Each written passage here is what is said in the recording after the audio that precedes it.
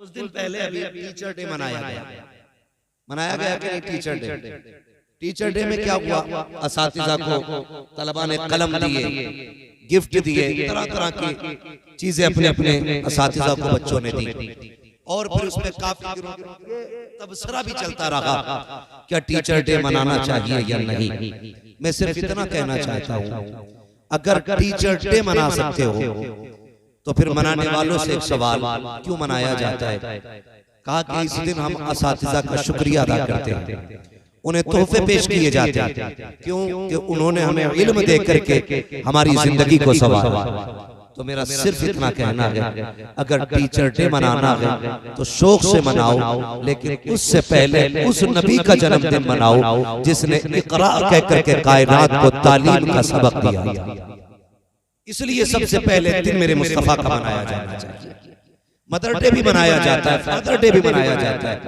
हैरत होती है वो लोग जो नबी के जन्मदिन को नाजायज कहते हैं, वो मदर डे भी मनाते हैं, फादर डे भी मनाते हैं, फिर हुजूर का दिन क्यों नहीं मनाते? जबकि हुजूर की वो ज़ात है जिसने आकर के ये सबक दिया था, अल जन्नतु तहता अक़दामी उम्महातिकुम, जन्नत तुम्हारी माओं के कदमों के नीचे। जिसने माओं का एहतराम सिखाया, उस नबी का जन्मदिन माँ से पहले मनाया जाना चाहिए। ये माह मुबारक सरकारे दो आलम सल्लल्लाहु तआला अलैहि वसल्लम की विलादत बासआदत से मंसूब है। हुजूर आए, कायनात मुस्कुराने लगी। हुजूर आए, बेसहारों को सहारा मिला। हुजूर आए, बेइज्जत लोगों को वकार मिला। हुजूर आए तो रिश्तों की कद्र हमें मालूम हुई। हुजूर आए तो हमने अपनों की अहमियत जानी। हुजूर आए तो हुजूर की आमद से इंसानियत का मयार बुलंद हुआ। हुजूर की आमद से पहले के जो हालात थे वो यकीनन ऐसे हालात थे कि जिनको देख करके इंसानियत आखिरी सांसें ले रही थी। और फिर मेरे नबी तशरीफ लाए, फिर इंसानियत का आलम बुलंद हुआ। हुजूर आए, तारीकी दूर हुई। हुजूर आए, जिहालत का खात्मा हुआ।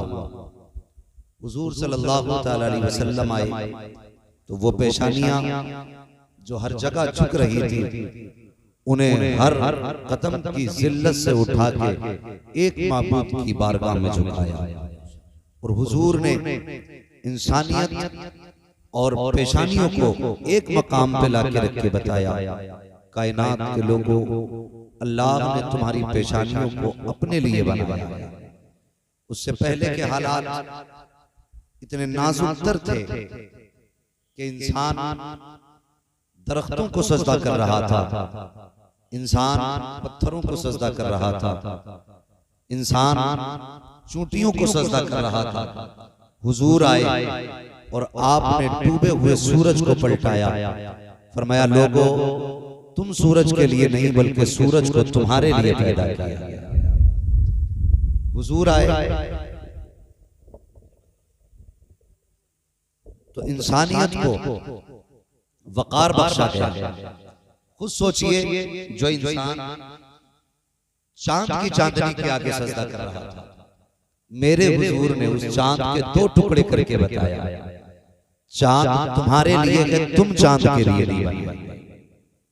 और वो इंसान जो किसी पर भरोसा नहीं करता था, वो इंसान जो अपने साए पर भरोसा नहीं करता था, हुजूर आए और हुजूर ने कहा, अल्लाह एक है।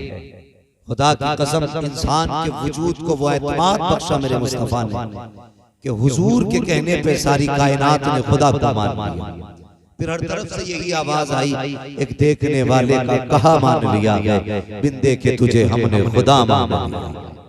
हुजूर आए तो इंसान ने खुदा को पहचाना। हुजूर ने आकर के इंसानियत का मयार बुलंद किया। आज हैरत होती है, हमारे बीच आज भी यही झगड़े हैं। हुजूर का विलादत मनाया जाना है कि नहीं, उनकी आमद के जश्न मनने हैं कि नहीं। भाई अगर कोई बंदा किसी बंदे को अगर मौत के मुंह से निकाल कर जिंदगी के दहाने पे लाके खड़ा कर दे तो उसकी नस्लें उसका एहसान मानती हैं, तो फिर उस नबी का एहसान नहीं मानना चाहिए जिसने जहन्नम से उठा करके हमें जन्नत के दरवाजे पे ला के। अगर किसी रोटी खिलाने वाले का एहसान माना जाएगा तो फिर जिसके खैरात से कायनात पर लगी है उसका एहसान क्यों नहीं माना जाएगा। सिर्फ मैं एक बात ही नहीं, पूरी कायनात के अंदर हुजूर की आमद का जश्न मनाना, पूरी कायनात के अंदर। और अल्लाह ने महबूब के लिए ऐसे घर का इंतखाब किया जो सारे घरानों में अफजल था, ऐसी माँ का इंतखाब किया जो सारी माओं में निराली थी, ऐसे बाप का इंतखाब किया जो बाप सारे बापों में जुदा था। खुदा की कसम, एक यूसुफ को मिस्र का यूसुफ कहा जाता है, एक यूसुफ को मक्के का यूसुफ कहा जाता है। अल्लाह अकबर। जिनको मक्के का यूसुफ कहा जाता है उनका नाम हजरत अब्दुल्ला, उनका नाम हजरत अब्दुल्ला है। इतने हसीन थे हजरत अब्दुल्ला कि लोग आपकी राहों में दीदार के लिए खड़े रहते थे। आज आदमी क्या क्या डिजाइन कराते हैं, दुकानों में जाने के बाद 8-8 घंटे मुंह की पट्टी बंदी रहती है, तब जाकर सूरत किसी को दिखाने के लायक होती है। कुर्बान जाओ हजरत अब्दुल्ला के चेहरे पर कि जिस गली से गुजरते थे लोग हसरत से देखा करते थे, हसरत से लोग देखा करते थे, औरतें पर्दे से झांका करती थी, ये कौन है, ये कौन हसीन जा रहा है। इतने हुस्न से नवाजा था मेरे रब ने हजरत अब्दुल्ला को। अब जब हजरत अब्दुल्ला का सैयदा आमिना से निकाह हुआ, आमने सामने तशरीफ फरमाया, बहुत गौर से मेरी बात सुनिएगा। निकाह होकर के हजरत आमिना हजरत अब्दुल्ला के घर में आ गई। इधर हजरत आमिना बैठी हैं, इधर हजरत अब्दुल्ला बैठे। अब दोनों के जुमले सुनिए। हजरत आमिना कहती हैं, अब्दुल्ला अल्लाह का शुक्र है जिसने मुझे आप जैसा खूबसूरत और खूबसूरत शोहर अता किया। ये किसने कहा? हजरत आमिना ने। रब का शुक्र है जिसने मुझे आप जैसा खूबसूरत और खूबसूरत शोहर अता फरमाया। तो हजरत अब्दुल्ला क्या कहते हैं? हजरत अब्दुल्ला कहते हैं, नहीं आमिना, तुझसे ज्यादा नसीब वाला तो मैं हूँ, क्योंकि रब ने मुझे सबसे बेहतर खूबसूरत और खूबसूरत बीवी अता फरमाई। आज गौर करने की बात ये है, हर घर में तलाक हो रही, लगभग आलम ये है कि झगड़े तो 100% घरों में, किसी के कान पर उतर जाती है, किसी के कंधे से उतर जाती है, उतरती हर घर से। हालात देखिए कि अब जब आम मियां बीवी आमने सामने बैठते तो फिर तलाक से पहले नौबत नहीं आती। ऐसे झगड़े बढ़ जाते हैं कि बीवी अपने घर बैठ जाती है और शौहर अपने घर। फिर बीच के लोग समझौते के नाम पे कहते हैं चलो फिर फैसला ही कर लिया जाए। एक गुजारिश मेरी आपसे, खुदा के वास्ते, अगर आपकी बीवी के अंदर कोई कमी भी हो तो आप उसको नजरअंदाज कीजिए, कभी भी बराबरी मत करना। ये कभी मत कहिएगा कि तेरी औकात क्या है, तू कौन है, तेरी हैसियत क्या है। एक दूसरे की तारीफ करें, इससे घर चलते। हमारे घरों के हालात बिगड़ने लगे, उसकी वजह यह है कि इसके सबसे बड़े जिम्मेदार हैं सबसे पहले ये निकाह कराने वाले लोग, जो शादी के बीच में बिचौलिए कहलाते हैं। बिचौलिए इधर क्या बोलते हैं? बिचौलिए बोलते हैं। बिचौलिया जो 500 रुपए और एक जोड़े के खातिर किसी के भी घर में आग लगा देते हैं। ये रिश्ते कराना बड़ी अच्छी बात है, ये सवाब का काम है, लेकिन खुदारा इसमें झूठ ना बोले, झूठ बोल के किसी के घर को बर्बाद ना करें। होता क्या जब रिश्ते की बात आती है ना, लड़की वाले की तरफ पहले जाता है ये बिचौलिया, कहता अभी देख के आ रहा हूं, अभी लड़के की मैं ना मुंबई से 80,000 डाले अपने अब्बा के खाते में, 80,000 डाले अभी। और रिश्ता होते होते पता चलता है, जब इधर 80,000 की खबर है तो लड़की वाला भी कह देता है यार जब इतनी अच्छी कमाई है ना तो फिर ऐसा करो 5 लाख हमसे ले लो, 10 लाख में ये रिश्ता करा दो। इस तरह से फिर रिश्ते कराए जाते हैं। जब निकाह होकर वापस आता है तो पता चलता है कि इसकी कमाई 15,000 रुपए महीने। जब 15,000 रुपए महीना की बात होती है तो फिर झगड़े। लड़की वाले कहते हैं तुमने झूठ बोला था कि तुम्हारा बेटा 80,000 कमा रहा है, तो कहते हैं तूने भी तो झूठ बोला था 10 लाख देंगे, तूने भी तो 3 लाख दिए। फिर यहां से आपस में रिश्तों में इख्तिलाफात पैदा होते हैं, और जब ये इख्तिलाफात आगे बढ़ते हैं तो फिर ये इतने बढ़ जाया करते हैं कि नौबत तलाक पर आ जाया करती है। जिंदगी ऐसे न गुजारो कि घरों में झगड़े पैदा हो। अल्लाह ने तुम्हारे हिस्से में जिसको मुकर्रर किया है उसके साथ जिंदगी सुकून के साथ गुजारो। हजरत अब्दुल्लाह की जिंदगी देखो, सैयदा आमिना की जिंदगी देखो। कहती है आमिना, कहती है अब्दुल्लाह मैं बड़े नसीबों वाली हूँ, खुदा ने तेरे जैसा जवान मेरे मुकद्दर में लिखा है। हजरत अब्दुल्लाह कहते हैं आमिना मैं तुझसे ज्यादा नसीबों वाला हूँ, मुझे तेरे जैसी शरीक हयात रब ने अता की है। अल्लाह अकबर। अभी कुछ माह गुजरे थे कि जिंदगी हंसी खुशी गुजर रही थी, चंद माह गुजरे थे। एक दिन हजरत अब्दुल्लाह हजरत अब्दुल मुत्तलिब के पास आते हैं, कहते बाबा जान मैं भी परदेश जाना चाहता हूँ, मैं भी कुछ कमाना चाहता हूँ, आने वाला दौर ऐसा होगा मेरे घर में बच्चा होगा, उसकी भी ख्वाहिशें जरूरतें होंगी, इसलिए मैं परदेश जाना चाहता हूँ। जैसे इतनी बात हजरत अब्दुल्लाह ने कही है, वालिद ने कहा बेटे मेरी तरफ से तो इजाजत है, अपनी बीवी हजरत आमिना से इजाजत ले लो। जैसे हजरत अब्दुल्लाह सैयदा आमिना के पास आए हैं, कहते आमिना कहा जी का परदेश जाने की इजाजत दो, मैं कुछ कमाने जाना चाहता हूँ, मैं बिजनेस के लिए जा रहा हूँ, तिजारत के लिए जा रहा हूँ। हजरत आमिना ने इतना सुना आंख में आंसू आ गए, कहने लगे मेरे सरताज अभी जिंदगी के कितने लम्हे साथ गुजरे थे, अभी कितने दिन गुजरे हैं, अभी तो दिलों की हसरतें मुकम्मल लगी हुई है। अब्दुल्लाह भी मैंने जी भर के देखा नहीं है, इतनी जल्दी जुदाई की बातें कर रहे हो। कामिना जल्दी इजाजत है, मैं फिर वापस आऊंगा, वादा करता हूँ तेरे हाथ की पकी रोटी भी खाएंगे, तेरे साथ बैठ करके मोहब्बत भरे लम्हे भी बिताएंगे। अल्लाह अकबर। हजरत आमिना ने हजरत अब्दुल्लाह को इजाजत देती है। जैसे हजरत अब्दुल्लाह परदेश जा रहे हैं, जहाँ तक हजरत अब्दुल्लाह नजर आए हैं, सैयदा ने खड़े होकर के अपने सरताज को जाते हुए देखा है। अल्लाह अकबर। कुछ दिन बीत जाते हैं, कुछ वक्त गुजर जाता है, इधर हजरत आमिना हजरत अब्दुल्लाह की वापसी के इंतजार में है। जब वो वक्त करीब आया जिस वक्त में हजरत अब्दुल्लाह को पलट करके आना था, हजरत आमिना इंतजार कर रही है, वो दिन आने वाला था। आप कहती हैं बाबा कहा जी का मेरे अब्दुल्लाह का पता नहीं चला है, चाहिए किसी से पूछो तो सही मेरे अब्दुल्लाह अभी तक आए क्यों नहीं है। हजरत अब्दुल्लाह के इंतजार में सैयदा आमिना क्या करती है, एक दिन घर में सफाई की है, खाने के इंतजाम में लग जाती है। हजरत अब्दुल मुत्तलिब ने कहा था ए बेटी आमिना बता तो सही ये क्या कर रही हो। कहा आज अब्दुल्लाह आ सकते हैं, मैं इसलिए घर की सफाई कर रही हूँ, मैं घर में इंतजाम कर रही हूँ। ये कह के हजरत आमिना ने कहा कि जरा पता तो कीजिए कब तक अब्दुल्लाह आने वाले हैं। हजरत अब्दुल मुत्तलिब घर से निकले हैं, हरम शरीफ में पहुंचे हैं, अभी पूछना चाहते थे, इतने में एक शख्स दौड़ता हुआ आया, उसने कहा कि आप ही अब्दुल मुत्तलिब हो। कहा जी। का एक बड़ी बुरी खबर है। कहा क्या खबर लेके आए हो।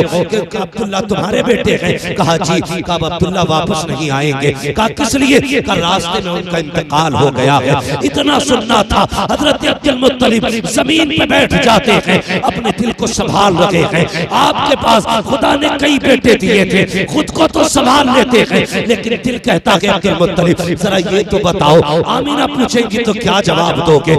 ये सोच करके आप जब कदम घर की तरफ बढ़ाते हैं, हर कदम उठता हुआ ऐसा लग रहा था जैसे कोई जमीन को फैला रहा हो, कदमों को किसी ने पकड़ लिया हो। अब घर की तरफ बढ़ रहे हैं, हिम्मत जवाब दे गई है, अपने दरवाजे पर आए हैं। जैसे आने की आहट महसूस हुई है, सैयदा आमिना दरवाजे पे आ जाती है। आने के बाद कहती है अब्बा बताओ तो सही मेरे अब्दुल्लाह का पता चला कि नहीं। अल्लाह अकबर। हजरत अब्दुल मुत्तलिब की सुर्ख आंखें देखती हैं, भीग जाती है हजरत अब्दुल मुत्तलिब की आंखें। कहती है ए आमिना ए बेटी अब किसी का इंतजार मत करना, जिस अब्दुल्लाह के इंतजार में तू शाम शाम जागती है, दिन भर रात तकती रहती है, अब वो अब्दुल्लाह नहीं आने वाला है। इतना सुनना था। सैयदा जमीन पे बैठ जाती है, अपने शिकम पे हाथ रखा है, कहती है मेरे परवरदिगार मेरे शिकम में जो बच्चा है अभी इसने बाप का चेहरा नहीं देखा, अभी इसने बाप को नहीं देखा, इसके दुनिया में आने से पहले बाप का साया ले लिया गया। ए मेरे परवरदिगार मेरा बच्चा पैदा होने से पहले यतीम हो गया है। जैसे इतना कहा आवाज आती है आमिना परेशान ना हो, हम तेरे बेटे को लावारिस नहीं रखेंगे, हम तेरे बेटे को कायनात का वारिस बना के दुनिया में पैदा फरमाएंगे। ये हजरत अब्दुल्ला, हजरत अब्दुल मुत्तलिब, हजरत अब्दुल्ला की मौत की खबर हजरत अब्दुल्ला के घर आई है। सैयदा आमिना की वो जिंदगी के लम्हे याद रखना। मैं एक बात पहले कहना चाहूंगा, जहां तक मेरी आवाज जा रही हो, और बेटी वालों तो मेरी बात नोट करके लेके जाना। अपनी बेटियों को ये सबक दे देना, कभी शोहर को बद्दुआ न देना, कभी शोहर के खिलाफ कोई गलत जुमला न कहना। खुदा की कसम, शोहर शोहर हुआ करता है, शोहर शोहर हुआ करता है। जब कभी झगड़ा होता है कितनी आसानी से औरतें कह देती हैं, जा पलट के मत आना, मुझे तेरी सूरत भी अच्छी नहीं लगती है, मैं तुझे देखना नहीं चाहती। ए मेरी बेटी, मेरी बहन, तुझे खुदा का वास्ता शोहर शोहर होता है, इसे बद्दुआ न दे, बल्कि ये घर से निकले मुसल्ला बिछा के सजदे में सर रख के अपने रब से दुआएं किया कर। मालिक सुहागन के जोड़े में छोड़ के गया है, सुहाग के जोड़े में मालिक मिलाना, ये दुआएं मांगा करो। वरना हमने देखा है अगर शोहर चला जाता है तो वो औरतें जिनकी हुकूमत घर में चला करती है, अगर 10 बेटों की माँ भी हो फिर भी शोहर के बाद उसकी कोई औकात नहीं रह जाती है। अगर शोहर इंतकाल कर जाता है तो माँ की हाथ की कलाई के सोने के कंगन तक बेटे उतार लेते हैं। हाँ हाँ, वो माँ जिसकी मर्जी से घर में एक वक्त का खाना जिसकी मर्जी के बगैर नहीं बनता, अगर उसका शोहर इंतकाल कर जाए तो कल यही बेटे अपने चूल्हों के लिए लड़ा करते हैं। वो माँ कल जिसकी मर्जी से खाना बनता था, आज वो अपनी रोटी का इंतजार करती है, कोई बेटा रोटी दे करके जाए। हाँ हाँ, हम जानते हैं 4 बेटों को हमने एक माँ को रोटी देने के लिए लड़ते हुए देखा है। ये कहते सुना है, आज बारी तेरी है, आज बारी तेरी है। ए मेरी बहन, अपने शोहर की जिंदगी की सलामती की दुआएं मांगना। अगर ये सलामत है तो तू किसी की मोहताज नहीं रहेगी, अगर ये चला गया तो तेरी जिंदगी में दुखों के सिवा कुछ नहीं रह जाएगा। हाँ हाँ, तेरे घर के आंगन में वो नूरानी छत तो होगी, लेकिन इज्जत से रोटी देने वाला कोई ना होगा। तेरे बदन पे कपड़े तो होंगे, लेकिन उन कपड़ों की रौनक मिट चुकी होगी। तेरे सर पे दुपट्टा तो होगा, लेकिन उसकी जीनत जा चुकी होगी। हाँ हाँ, अगर शोहर का जनाजा उठा तो सिर्फ कमाने वाला नहीं, तेरी हजरतें कब्रिस्तान चली जाएंगी, तेरी ख्वाहिशें कब्रिस्तान चली जाएंगी। इसलिए मैं कहता हूँ कभी शोहर को बद्दुआ न देना। अगर कहना है तो ये कहना, मालिक मैं रखूं न रखूं, मेरे शोहर का साया मेरे बच्चों पे सलामत रखना। नारे तकबीर, नारे रिसालत, उलमाए अहले सुन्नत मसलके आला हजरत जश्न ईद मिलादुन नबी। नारे तकबीर, नारे रिसालत। इसका थोड़ा इको कम कीजिए और आवाज बढ़ा दीजिए इसकी, जो बात समझ में तवज्जो है आप लोगों की। आज जरूरत है हम अपनी बेटियों को क्या समझाते हैं। हम अपनी बेटियों से ये कहते हैं डरना नहीं है, जो होगा देख लेंगे। ये जो रिपीट है ना, जो होगा देखा जाएगा, कौन क्या देख लेगा, कोई देख सकता है। बड़े बड़े नवाबों से बेटियां नहीं पली, तुम पालोगे। कई बार मां ये कह देती है डरना मत, 18 साल हम नहीं पाला है तुझे। 18 साल पालना आसान है, निकाह के बाद बेटी को घर पे रखना बड़ा मुश्किल काम। ये चढ़ावे मत देना और बेटियों को समझा देना, तेरा शोहर ही तेरी दुनिया है और तेरा शोहर ही तेरी आखिरत है। क्या पता जिनके घरों से शोहर चले जाते हैं उनकी जिंदगी कैसी हो जाती है।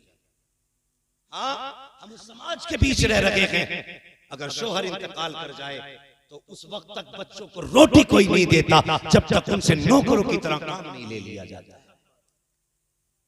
ये जालिम समाज है, सबकी बात नहीं करता, लेकिन हकीकत है। जाओ माशरे को जाके देखो, किस घर में लड़ाई नहीं। शोहर घर से निकलता है, बीवी किचन में खड़े खड़े कहती है जा तेरी सूरत देखने का वारा नहीं, मर जाना किसी गाड़ी से दबके।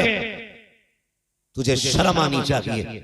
अगर ये सफेद कफन में लिपट के आया ना, कोई तुझे इज्जत से तो रोटी देने वाला नसीब नहीं होगा। कोई इज्जत से तो रोटी देने वाला नसीब नहीं होगा। तुझे क्या पता ये शोहर क्या है। हाँ, अगर पागल भी हो ना शोहर तो औरत के लिए एक सायादार दरख्त होता है। दीवाना हो शौहर, फिर भी औरत के लिए एक पहाड़ होता है, एक दीवार है औरत के इज्जत के बीच में शौहर। और हम जा देखा जाएगा, उठा के पटक देंगे, जेल करा देंगे। अभी जेल में कुछ अहबाब ने बताया ऐसे ऐसे बूढ़े लोग मिले कि जिनसे कोई मिलाई करने तक जेल नहीं आया। मुफ्ती साहब क़िबला ऐसा मासूर शख्स एक था बूढ़ा कि जो बेल चेयर पे बैठा हुआ था, बेल चेयर पे जेल के अंदर, उससे पूछा गया कि चाचा इस उम्र में आप यहाँ कैसे आ गए? कहने लगे बहू ने एक मुकदमा किया। बहुत गौर से मेरी बात सुनिए। कहने लगे बहू ने मुकदमा किया, जिसकी सफेद दाढ़ी है उसको तुमने दहेज प्रथा के केस में लाके जेल के अंदर डाल दिया। जिसके बाल सफेद हो गए हैं उस पे तुमने 76 के मुकदमे लगा करके उसे जिल्लत की जिंदगी जीने पे मजबूर किया। ए हव्वा की बेटी, मेरा इतना सवाल है, मुझे इतना बता दे, क्या तुझे मौत नहीं आनी है? क्या तुझे मर के रब को मुंह नहीं दिखाना है?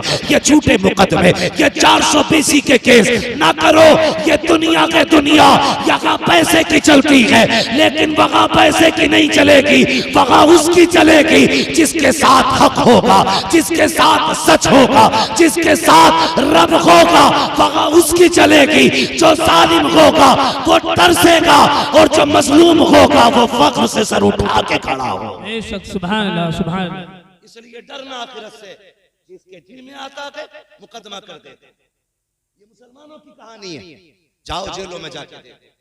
कितनी औरतों ने सिर्फ अपनी बेवकूफी की वजह से अपने शोहरों को जेल में डाल दिया और उनके बच्चे बाप के होते हुए यतीमों की तरह जिंदगी गुजार रहे। शर्म आनी चाहिए हमारे समाज में। 12वीं का झंडा हर बेवा के घर पे होगा, हर शादीशुदा, हर जोड़े के घर पे लगा होगा। हाँ, यतीमों के घर पे भी झंडा होगा, अमीरों के घर पे भी झंडा होगा। लेकिन मुझे जरा ये बताना, ये झंडा लगाने वाले ये फैसला करेंगे पहले कि जो हमारे अंदर कमियां थी उन कमियों को पहले दूर करेंगे, बाद में मुस्तफा के नाम का झंडा लगेगा। बेशक, ये कब होगा बताइए? खुदारा बदले अपने आप को। ये जो बेटियां मुकदमे कर रही हैं और शरीफ और बेगुनाह लोगों को फंसाती हैं, अल्लाह से डरो, वरना अल्लाह जब गिराएगा कब्र में कोई बचाने वाला नसीब नहीं होगा, कोई बचाने वाला नसीब नहीं होगा। आज तेरे भैये की थानेदार से रेट पेट अच्छी है ना, आज तेरे भाई के शोर से और सिफारिश से ऊपर तक है, तो जिसे चाहो कि फांसी करा दोगे, जिसे चाहो कि जेल में डलवा दोगे? नहीं, डरो अल्लाह से। एक दिन ऐसा आएगा कि उस दिन कोई नहीं होगा बचाने वाला। फिर अल्लाह आवाज देगा, बुला अपने हिमायतियों को, बुलाओ उनको जो पैसों पे दम भरते थे, बुलाओ उनको जिनके मामलात थाने कचहरियों में ज्यादा थे। फिर कोई नहीं आने वाला, कोई नहीं आने वाला। खुदारा बेटियों को यही सबक पढ़ाई, यही सबक पढ़ाई कि तेरा शोहर तेरी खुशियों का सबसे बड़ा जिम्मेदार है। अपने शोहर की जिंदगी की दुआएं मांगना, ये बताया करो अपनी बेटियों को, अपने शोहर की जिंदगी के लिए दुआएं मांगना। आज ना लगता नहीं है, जिन औरतों के शोहर इंतकाल कर जाती, सब कुछ होते हुए भी वो जिंदा लाश बन के रहा करती है। जिंदा लाश बड़ा मुश्किल होता है जीना, बहुत मुश्किल होता है। और फिर देखो तो सही, सैयदा आमीना, अल्लाह अकबर, हजरत अब्दुल्ला, चांद जैसा शौहर, किसी का काला कलोटा मर जाए वो औरत बेहोश हो जाती है जिसका चांद जैसा शौहर चला गया। हाँ, कम से कम कुछ लोगों को ये तो सब्र होता है, हमने जनाजा देख लिया, ये तो सब्र होता है कि हमने हाथों से मिट्टी दी है। हमारे यहाँ पे अगर किसी का इंतकाल दुबई में हो जाता है तो हम 2 लाख रुपए लगा करके दुबई से जनाजा मंगवाते हैं, ताकि आखिरी बार अपने बच्चों का, अपने शोहर का, अपने बेटे का, अपने बाप का दीदार कर सके। हम लाखों रुपए लगा करके इसलिए जनाजे मंगवाते हैं, आखिरी बार देख सकें। लेकिन आमीना का मुकद्दर देखो, आमीना का तो नसीब ऐसा है आखिरी बार अपने शोहर का जनाजा तक न देख सके। कितनी मुश्किल जिंदगी थी। अल्लाह अकबर, ऐसे माहौल में सैयदा आमीना ने खुद को संभाला।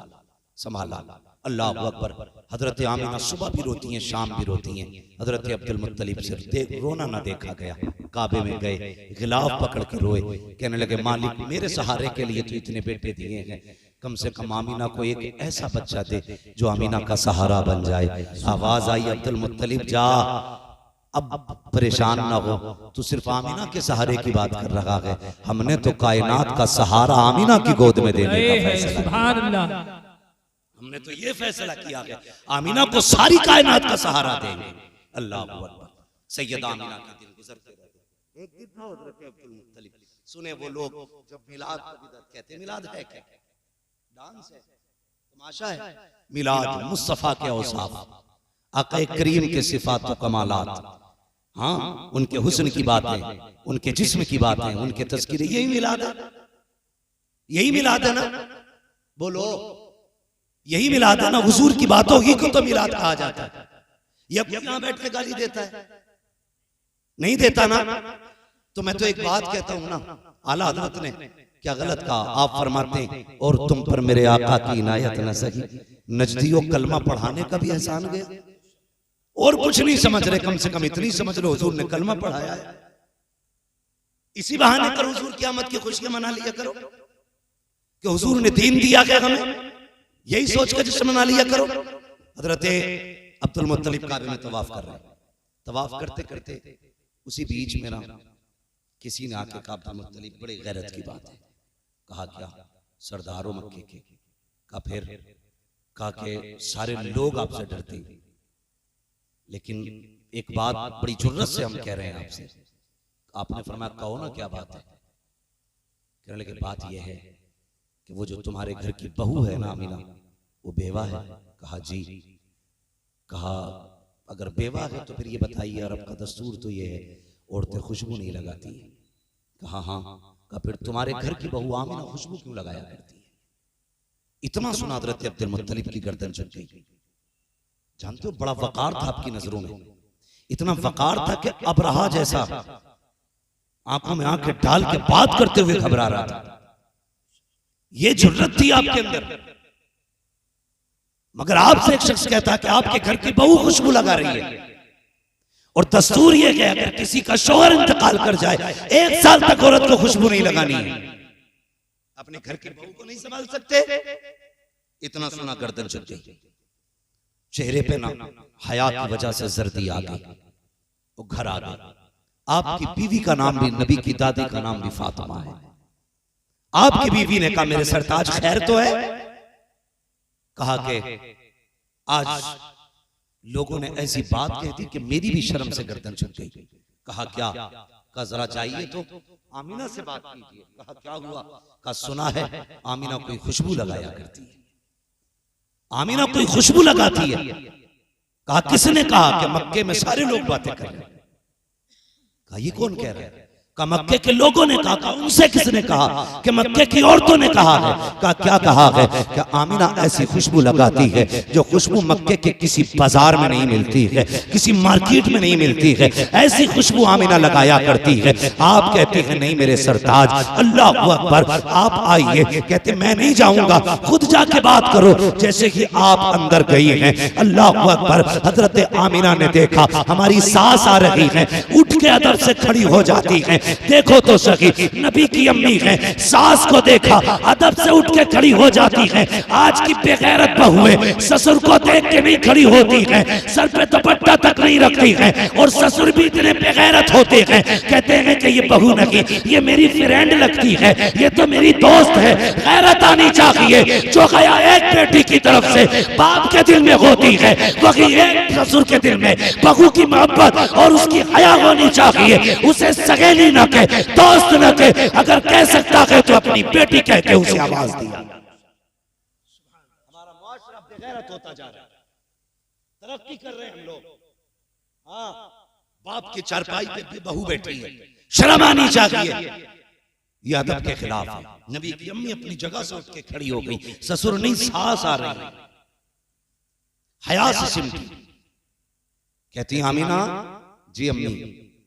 का बेटी तुम्हारे बाप बाहर से आए हैं और एक शिकायत है, सुना है तुम्हें अब्दुल्ला का शौक नहीं मना रही हो तुम। कहा क्यों? कहा मक्के की औरतें कह रही हैं कि आमीना खुशबू लगाया करती है। बस फिर क्या था? अल्लाह अकबर, आप रोई।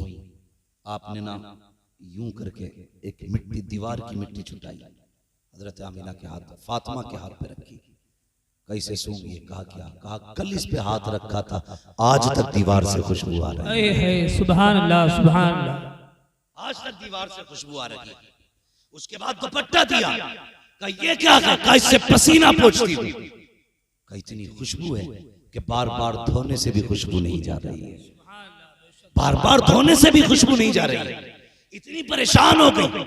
अल्लाह अकबर। उसके बाद जब आप गई हैं, आप कहती हैं कि जाइए आप चल के बात कीजिए, मेरी हिम्मत नहीं हो रही है बाकी का सवाल करने की। हजरत अब्दुल मुत्तलिब आए हैं। आमीना कहा जी अब्बा, का बेटी एक बात तो बता, क्या तुझे अब्दुल्ला की जुदाई का गम नहीं है? का बाबा है ना, मुझसे पूछो। जिसने चंद दिनों के बाद अपना शोहर खो दिया हो, जिसकी जिंदगी का हम सफर बिछड़ गया हो, चंद कदम चल के जिसने साथ छोड़ दिया हो, उसकी जुदाई का गम मुझसे ज्यादा किसको हो सकता है? अल्लाह अकबर। का बेटी अगर गम है तो फिर बताइए खुशबू क्यों लगा रही है, ये इत्र क्यों लगा रही है? अल्लाह अकबर। सैयदा आमीना ने कहा था अब्बा मैंने कोई खुशबू नहीं लगाई है, कोई इत्र नहीं लगाया है। कहा अगर इत्र नहीं लगाया है तो फिर बताइए मक्के में तेरी खुशबू की बातें क्यों हो रही हैं? तब हजरत आमीना ने कहा था अब्बा जी एक राज की बात है, एक दर्द है जो छुपा रखा है। कहा कौन सा राज? कहा अब्बा मैंने कोई खुशबू नहीं लगाई, इत्र नहीं लगाया है, बल्कि जब से आपके बेटे अब्दुल्ला की अमानत मेरे शिकम में आई है, मैं जिन गलियों से गुजरती हूँ वो गलियां भी खुशबू से महक जाया करती हैं। नारे तकबीर, नारे रिसालत, उलमाए अहले सुन्नत, जश्न ईद मिलादुन नबी। नारे तकबीर, नारे रिसालत। सुभान अल्लाह, सुभान अल्लाह। जैसे इतना सुना ना, हजरत अब्दुल मुत्तलिब दिल पे हाथ रख के मुस्कुराने लगे। आमीना आज कलेजा ठंडा हो गया। कहा क्यों? कहा जिसकी दुआएं मांगी थी रब ने वो नेमत अता फरमा दी। सुभान अल्लाह। रब ने वो नेमत अता फरमा दी है। अब हजरत आमीना कहती हैं अब्बा बात यहीं खत्म नहीं होती है। कहा फिर? कहा और भी कमालात हैं। कहा क्या? कहा एक दिन मैं सो रही थी, सुने जो नबी के माँ बाप को माज़अल्लाह जहन्नमिया कहते हैं, वो कान खोल करके सुने। कहती है एक दिन मैं सो रही थी, अचानक ना मेरे माथे पे पसीना आया, मैंने देखा मेरी कमर के पीछे से ठंडी हवा के झोंके आने शुरू हुए। मैंने मुड़ के पीछे देखा ना, दो हसीन शहजादियां थी जिनके हाथों में बड़े बड़े पंखे थे और हवा कर रही थी। मैंने कहा शहजादियों कौन हो तुम, कभी तुम्हें मक्के में नहीं देखा है? वो कहने लगी आमीना हम मक्के वाले नहीं, हम तो जन्नत वाले हैं। कहा किस लिए आए हो? कहा तुम्हारे माथे पे पसीना आया। रब ने कहा जाओ जाके मेरे महबूब की माँ के माथे का पसीना जन्नत की हवाओं से सुखाया जाए। और बता तो सकी अगर आमीना के माथे पे पसीना आ जाए रब को गवारा नहीं है, वो जहन्नम में जाएगी, रब को कैसे गवारा हो? सुभान अल्लाह, सुभान अल्लाह। बहुत बताया जाए कैसे गवारा करेगा। और सुने नबी की अम्मी, बरेली के अहमद रजा नहीं कह रहे, और मौलाना अहमद रजा की किताब पढ़ के गया। नबी की अम्मी सैयदा आमीना कहती हुजूर मेरे शिकम में आए, जैसे चौथा महीना लगा, कहने लगी मेरे ख्वाब में मुबारकबादियां आने लगी। सुभान अल्लाह। मुबारकबादियां आज भी सुनिए क्या कहते हैं, सरकार की आमद, अल्लाह आपके लहजे पे मुझे कुर्बान करे, ऐसा लग रहा है जैसे कि भूखे आके बैठे हुए सारे। बोल सकते तो बोले सरकार की आमद, माशाल्लाह बोल सकते हैं। हाँ कलीम भाई अल्लाह आपको सलामत रखे, लगता है सबके बदले तो आप ही बोलते हैं। ठीक है जी, सरकार की आमद। ये पीछे वाले क्यों नहीं बोल रहे हैं? क्या सारे बरेलवी है ना, सारे सुन्नी बैठे, जितने बैठे जरा हाथ उठाए, करवट में देखो किसका नहीं उठाए, जिसका नहीं उठे अल्लाह करे उसका हाथ मलकुल मौत उठा ले आके।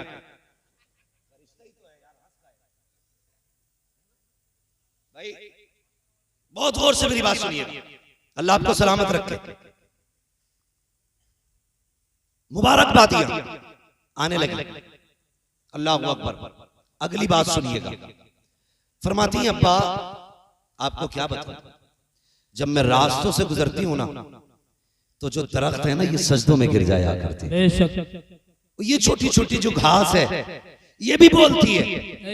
हजरत अब्दुल मुत्तलिब देख रहे हैं, घास बोलती है, बाबा घास नहीं, ये जो बड़े बड़े पत्थर से लेके छोटे छोटे कंकड़ तक है ना, ये भी मुझसे बात किया करते हैं। हजरत अब्दुल मुत्तलिब कहते हैं ये कब कहा का अब्बा जी सुनिएगा, जब आप हरम शरीफ में चले जाते हो हाजियों की खिदमत के लिए, कभी कभी तो पानी भी घर से ले जाते हो, घर में पानी नहीं रहता है तो माँ मुझे भेजती है, ले आमीना पानी लेकर के आ।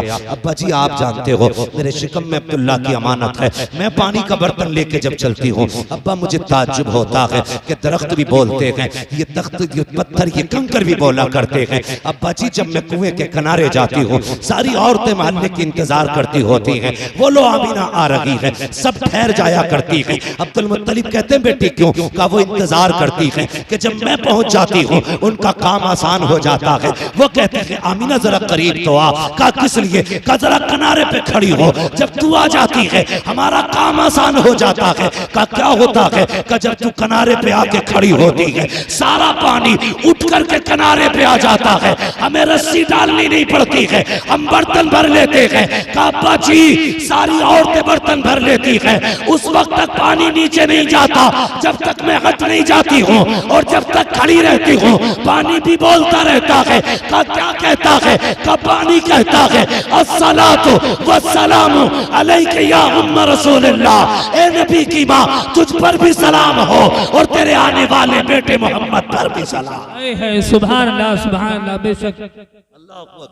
हजरत अब्दुल मुत्तलिब बहुत खुश है, काश अल्लाह ने हसरत पूरी कर दी, हसरत पूरी कर दी। वो वक्त भी गुजरा, वो साथ सईद भी आई, और क्या कहती हैं अब्बा जी, मैं गुजर के जा रही थी, पानी का बर्तन मेरे हाथ में था, मैंने जिस पत्थर पर पैर रखा वो मोम की तरह मुलायम हो गया। सुभान अल्लाह। मोम की तरह का पत्थर हैरत का। उस दिन मैंने आंगन में से एक कंकर उठाया कि उसे फेंकूं, किसी के पैर में न चुभे। का जब मैंने हाथ लगाया ना तो पानी की तरह हो गया। मैंने कहा ये क्या हुआ, ये क्या हुआ? पत्थर मोम बन गया, कंकर मोम बन गया। का मैंने इतना कहा था, उस कंकर ने बोलना शुरू कर दिया। उसने कहा आमीना ठहर, शहजादे को आ लेने दे, अभी छोटे मोम हुए के बड़े बड़े मोम हुए। सुभान अल्लाह। का वो भी बोलने लगा शहजादे को आने दे, बड़े बड़े मोम हो जाएंगे। अल्लाह अकबर। सैयदा आमीना फरमाती दिन गुजरते गए, कहते हैं लेकिन जैसे हर औरत को तकलीफ होती है मुझे कोई तकलीफ नहीं थी, मुझे कोई तकलीफ नहीं हुई। फिर वो वक्त भी करीब आया जिस रात मेरे बेटे की विलादत हुई। तवज्जो है सारे लोगों की?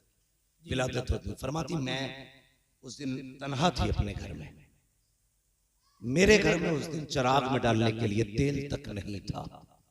कहती आज मुझे अब्दुल्ला की जुदाई का एहसास हुआ, ख्याल आया आज हो सकता है मेरे बच्चे की विलादत हो और घर में चिराग भी नहीं है।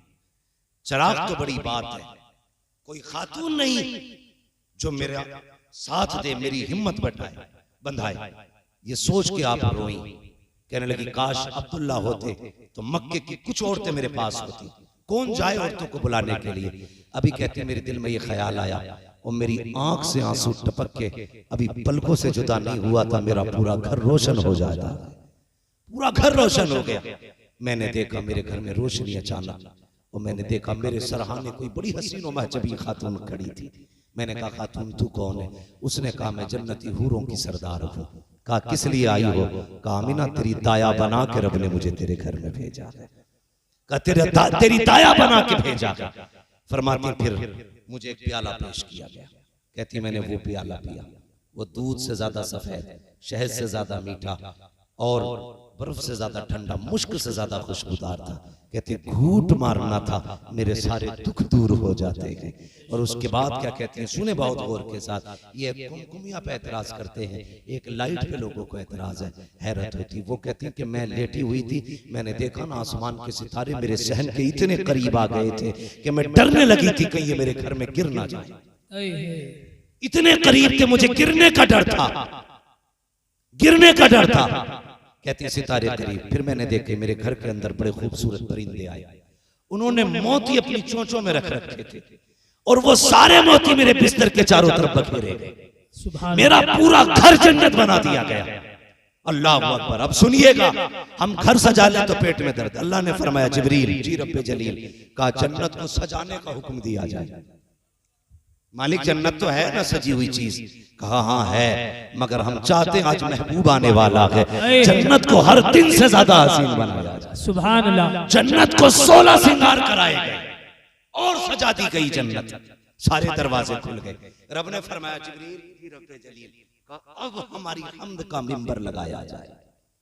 अल्लाह की हम्द का मिंबर लगा। हजरत मीकाईल ने हम्द का खुतबा इरशाद फरमाया, और जब हजरत मीकाईल ने खुतबा इरशाद फरमाया, जन्नत की हर शय वजद में घूम रही थी, वजद में झूम रही थी हर शय। हजरत जिब्रील अमीन को रब ने हुक्म दिया, जिब्रील जी रब्बे जलील का मीकाईल इसराफील इजराइल चारों फरिश्ते चलो और अपने साथ 1-1 लाख फरिश्ता लेकर के आमीना के दरवाजे पे पहुंचो। मालिक किस लिए का महबूब आने वाला है, उसकी आमद का प्रोटोकॉल होना चाहिए, वेलकम इस्तकबाल होना है। चलो सब एक साथ इकट्ठे होकर के अल्लाह अकबर। चारों फरिश्तों को हुक्म दिया जा रहा है। हजरत जिब्रील ने 1 लाख फरिश्ते लिए, मीकाईल इसराफील ने लिए, हजरत इजराइल रुक जाते हैं, ये फरिश्ते आने लगे। हजरत इजराइल रुक गए। रब ने फरमाया इजराइल तुम क्यों नहीं जाते हो? अर्ज करते हैं मालिक मेरी ड्यूटी बड़ी सख्त है, तेरा फैसला तो ये है जब मौत का वक्त आना है तो मौत अपने वक्त से न 1 मिनट पहले आ सकती है न 1 मिनट बाद में आ सकती है। मेरी ड्यूटी इतनी सख्त है, ए मेरे परवरदिगार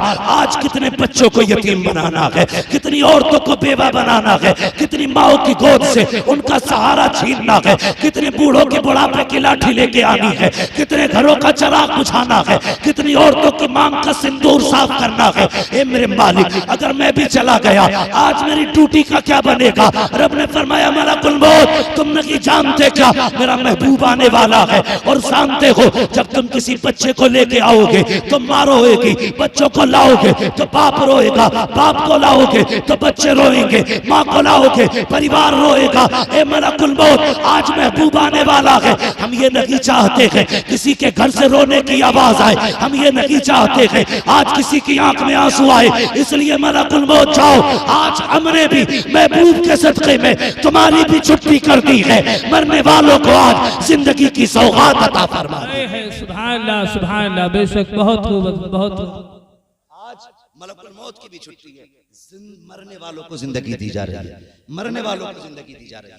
अल्लाह अकबर। सारे फरिश्ते आ गए हजरत आमीना की चौखट पे, हजरत आमीना की चौखट पे। अब बात लंबी होगी। हजरत आमीना फरमाती फखरज मिन्नी नूर, फिर वो साथ भी आई, मेरे बेटे की विलादत हुई। आपने क्या कहा? मेरे जिस्म से नूर निकला। आपने नूर का तज़किरा किया। आज लोग इस पे झगड़ रहे हैं कि हुजूर नूर है कि नहीं है। नबी की माँ जानती है नूर है, इस खड़ूस को नहीं पता है ना। बस मैं बात समेटने लगा हूं। हजरत आमीना कहती है फखरज मिन्नी नूर, मेरे जिस्म से नूर निकला, नूर निकला। और अब मैं अगली बात करूं।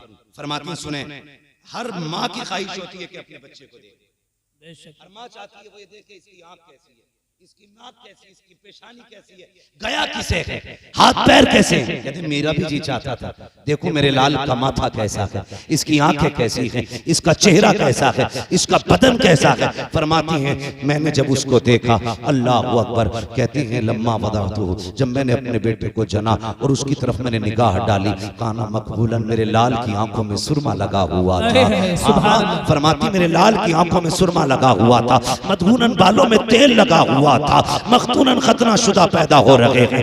अगली बात कहती है मगसूलन, गुस्ल करके तशरीफ ला रहे हैं, मुअत्तरन, इत्र ऐसा लगा है मेरे घर में विलादत हो रही है, खुशबू मक्के की सारी गलियों में फैलती जा रही है। सुभान अल्लाह।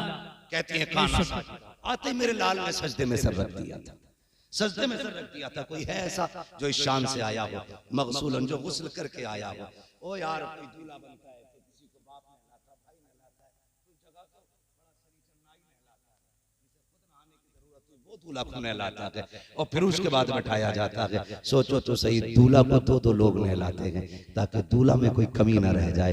रब ने अपना महबूब भेजा तो कितना सजा के भेजा, सुभान अल्लाह, कितना सजा के भेजा होगा। का महबूब सुरमा भी हम लगाएंगे, बालों में तेल भी हम डालेंगे, बेशक महबूब गुस्ल भी हम देंगे। आज दूल्हा हम बना के भेजेंगे। और जब दूल्हा बना के भेजा गया, कहती काना साजिदा, मेरे लाल ने सजदे में सर रख दिया है। अल्लाह अकबर। कहती हैं कि जैसे मेरा लाल आया, एक सब्ज रंग का कपड़ा आके मेरे लाल के सत्र पे पड़ गया। कहती मैंने अपने लाल का सत्र मैंने भी खुला हुआ नहीं देखा। अल्लाह अकबर। ये सरकार दो आलम सल्लल्लाहु अलैहि वसल्लम की शान है। इधर हुजूर पैदा हो रहे हैं, हुजूर हजरत अब्दुल मुत्तलिब काबे में तवाफ कर रहे हैं। तवाफ करते करते वो काबा झुका। फिर सारी बातें आप जानते हैं। आप बड़ी तेजी से ये सोचने लगे ये सब कुछ कैसे हो गया, ये कैसे हो गया। ख्याल आया झुका किधर है, कहा घर की तरफ। फिर दौड़े अपने घर की तरफ। कई दिन से मेरे घर में कुछ अजीब चीजें देखने को मिल रही हैं, लगता है मेरे ही घर कुछ नया हुआ है। जैसे घर आए, अपने दरवाजे पे जाना चाहते थे। अल्लाह अकबर। दरवाजे पे एक जवान ने यूं हाथ लगा रखा है, यूं हाथ लगा रखा, हाथ में नंगी तलवार थी। और जैसे अब्दुल मुत्तलिब अंदर जाना चाहते, उसने कहा ठहरिए, अंदर नहीं जा सकते हो। कहा ये मेरा घर है। कहा घर आपका होगा, लेकिन आज नहीं जा सकते हो अभी। कहा क्यों, मुझे नहीं जानता, काबे का मुतवल्ली हूँ। कहा ओके काबे के मुतवल्ली, हम भी रब की तरफ से भेजे गए हैं। कहा क्यों खड़े हो। कहा आज तुम्हारे घर में रब का महबूब आया है और उसका फैसला ये है, उसे देखने के लिए फरिश्ते आ रहे हैं। रब ये चाहता है पहले अर्श वाले देखेंगे, उसके बाद में उसका चेहरा फर्श वाले देखेंगे। नारे तकबीर, नारे रिसालत, उलमाए अहले सुन्नत हजरत अल्लाह मौलाना मुफ्ती हम्माद रजा साहब क़िबला, नारे तकबीर, नारे रिसालत। समझ के बात, पहले अर्श वाले देखेंगे, फिर उसके बाद फिर बोले उसके बाद फर्श वाले देखेंगे। जब इतना सुना तो दादा थे उछल गए खुशी। दादा से ज्यादा खुशी किसी को नहीं होती। कहने लगे अब जाकर बताऊंगा मक्के में, मेरे घर आके देखो कौन आया। जब गए तो बोलना चाहते थे, अल्लाह ने ताला लगा दिया, मुंह बंद। कुछ बदअकीदा देखो, यहीं से दलील उठा के देखो वो जा रहे थे ऐलान करने के लिए, अल्लाह ने ताला लगा दिया। मैंने कहा हाँ बेशक, मुंह बंद किया। बोलने की ताकत ले ली गई, नहीं बोल सके, मुंह बंद कर दिया गया। वजह यह नहीं थी कि मिलाद का तज़किरा था, वजह यह थी, मुफस्सिरीन फरमाते हैं इसलिए बना किया गया था कि ये महबूब का मिलाद है, काफिरों की गलियों में नहीं होगा, मोमिनों की गलियों में किया। सुभान अल्लाह। इसलिए बंद किया गया कि इनकी आमद के ऐलान काफिरों की गलियों में नहीं, ईमान वालों की गलियों में लगाए जाएंगे। इसलिए लगे थे। अल्लाह अकबर। खुदा की कसम। फिर रब ने महबूब, अपना लाडला महबूब, अपना प्यारा महबूब हमें दिया, यह एहसान किया और ऐलान किया वमा अरसलनाका इल्ला रहमतल लिल आलमीन। और लोगों, ए महबूब, हमने आपको सारे जहान के लिए रहमत बना करके भेजा। हाँ, हुजूर को सारे जहान के लिए रहमत बना करके भेजा गया। लोगों ये समझो, हुजूर आए हैं तो बहारें आई हैं। हाँ, वरना माँ की कोई इज्जत नहीं करता, बाप की कोई कदर नहीं करता, बहन बेटी क्या है, इससे किसी को मतलब नहीं था। हुजूर आए तो बेटियां घरों में मुस्कुरा रही हैं। हुजूर आए हैं तो माओं को अल्लाह ने हमें वकार समझाया है। हुजूर आए हैं तो बाप की इज्जत का पता लगा है। हर वो शख्स अब मिलाद मनाएगा जिसको खुदा ने बाप की दौलत दी है, या माँ की दौलत दी है, या बहन जैसी नेमतें अता की हैं, या बेटी जैसी रहमतें अता की हैं। जिसको भी रब ने ये रिश्ते दिए हैं उस पर लाजिम है वो किसी का झंडा लगाए ना लगाए, अपने घर पे मदीने वाले का झंडा जरूर लगाए। सुभान अल्लाह। लगाएंगे इंशाअल्लाह, बोलो लगाएंगे इंशाअल्लाह। लेकिन मेहरबानी एक करनी, घर की सफाई से ज्यादा, गली की सफाई से ज्यादा हमें दिलों की सफाई करनी। किसी के दिल में बुग़्ज़ है, कीना है, हसद है, पहले इसको साफ करना, पहले दिल साफ कीजिए। हम गलियां साफ करते हैं कि हुजूर आएंगे, ये सोच के दिल साफ करो कि हुजूर आएंगे। वो कहा था किसी ने, सुना कि आप हर आशिक के घर तशरीफ लाते हैं, मेरे घर में भी हो जाए चरागां या रसूल, मेरे घर में भी हो जाए चरागां, मेरे घर में भी हो जाए चरागां या रसूल अल्लाह। हाँ, अपने दिलों को साफ कीजिए। अगर किसी से हसद है तो उसके हसद का आप अपने दिल से मैल निकालिए। मस्जिद में जाएं, दिल साफ करके लेके जाएं। हैरत होती है, बंदा इत्र लगा लेता है कपड़ों पे और बड़े शानदार प्रेस व्रेस करके मस्जिद में जाता है, हाँ, मगर दिल का मैल नहीं निकाल पाता है। अल्लाह कहता है तेरे कपड़ों पे मिट्टी लगेगी तो चलेगा, लेकिन दिल का मैल नहीं चलना है। कपड़े भले मिट्टी वाले पहन के आ जा, लेकिन दिल साफ लेके आना है मेरी, बेशक दिल साफ लेकर के आना है। दिलों में जगह पैदा करें, अपने माशरे को एक बेहतर रुख दें, अपने माशरे को एक नई रविश दें, अपने माशरे को वो रास्ता दें जो मेरे मुस्तफ़ा ने उम्मत को दिखाया है। और डॉक्टर इकबाल ये सबक दे के गए कि मोहम्मद से वफा तूने तो हम तेरे हैं, ये जहां चीज है क्या लोहो लोहो लोहो कलम तेरे हैं। इसलिए अल्लाह ताला हम सबको मुस्तफ़ा के इश्क की खैरात अता फरमाए और हर घर में अल्लाह रब्बुल इज्जत मुस्तफ़ा की विलादत का सदका अता फरमाए। बस जो हुए गलतियों को माफ फरमाए रब्बे कायनात। जिंदगी ने दिया साथ, फिर होगी मुलाकात, चमन रहा फूल खिलेंगे, जिंदगी रही फिर मिलेंगे। मुसाफिर है हम भी, मुसाफिर हो तुम भी, किसी मोड़ पर फिर मुलाकात होगी। फकीरान आए सदा कर चले, सदा खुश रहो ये दुआ कर चले। सारे लोग कलमा शरीफ पढ़ लीजिए, ला इलाहा, और जोर से ला इलाहा इल्लल्लाह मुहम्मदुर रसूलुल्लाह व मा अलैना इल्लल बलाग। अस्सलामु अलैकुम व रहमतुल्लाहि व बरकातुहू।